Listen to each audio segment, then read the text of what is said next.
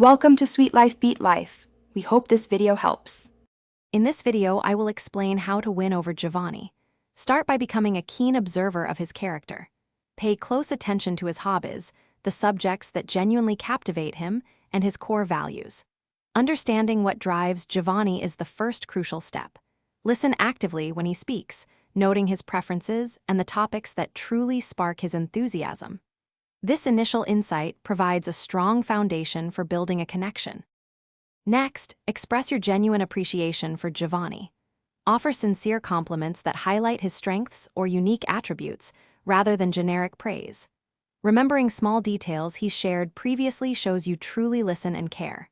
Moreover, be prepared to offer thoughtful assistance or support without being asked, especially during challenging times. These small acts of kindness demonstrate a deep level of consideration and respect. Building shared experiences is another powerful way to connect with Giovanni. Suggest activities that resonate with his established interests, or invite him to explore something new together that he might appreciate. Engaging him in stimulating conversations where you both contribute actively fosters a strong bond.